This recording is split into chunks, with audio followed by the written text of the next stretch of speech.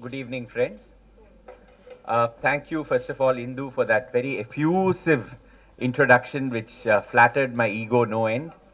I also thought that the first statement invariably made is you don't need any introduction. The second statement is, how were you born in England? For which I always say that, well, my parents happened to be there. That's the only answer that I can give. I have no other idea as to how I could have been born in England. Anyway, that's a different story. Uh, I must first thank Usha Chris, who is today in Bangalore, for having in Bombay. Okay. Okay, so she's in Bombay for having introduced me to Padmini, and that was, if I am not mistaken, almost a decade ago. And Padmini and Usha at that time were going on a tour of Georgetown. And that is the first time Usha introduced me. And later, from that, came a delectable book, Paaru, Pattanam, Paaru, of which I have a copy. And it was only last month that Sharda and I shifted home, and I remember that that was one of the books that I very carefully packed away, and it has now come to the new house as well. So that was a delightful, slim book which looked at their personal experience of going around the Georgetown area, keeping the Armenian church as a focal point and then going all around.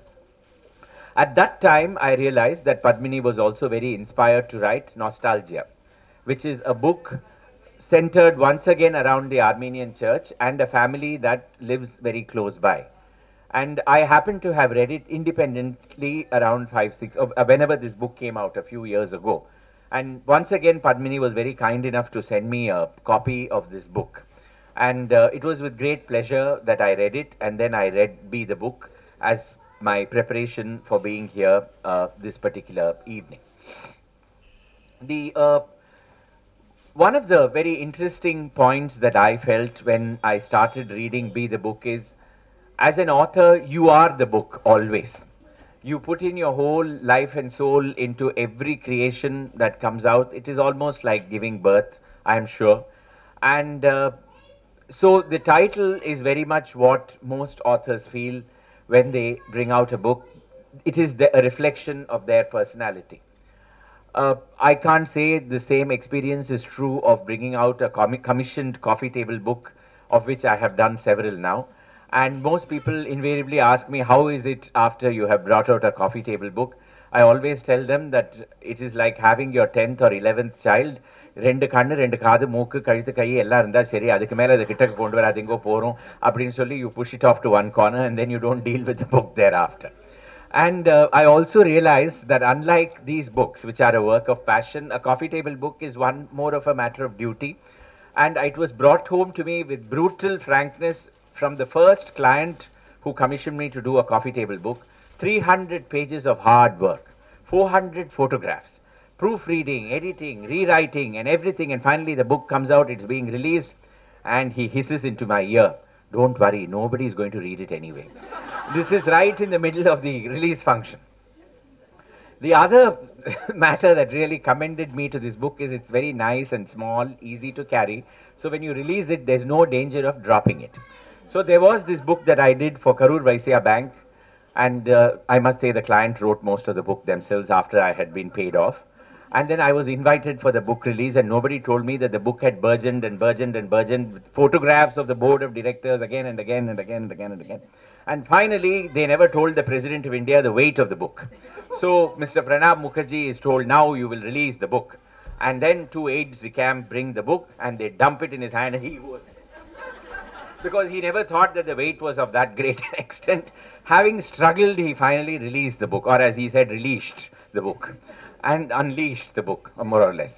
The same thing happened a year later when there was a coffee table book with a flyleaf jacket, so heavy that the chief guest was left holding the flyleaf jacket and the book had crashed on his toe just a moment before he released it.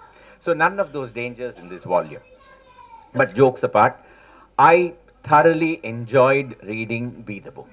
That is to me, that was the great takeaway at the end of this whole thing.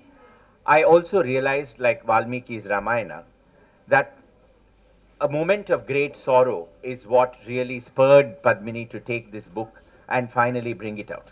Valmiki says that, the Ramayana begins with Ma Nishada, the shloka, which curses the hunter for having separated two Krauncha birds at a moment of great happiness, and that is how the Ramayana really begins. Similarly, for Padmini, it was the separation from her child, Aparna Kamakshi, who is really the spirit of this book. She is there in every page of this work, and she is the one who really brings the book to life.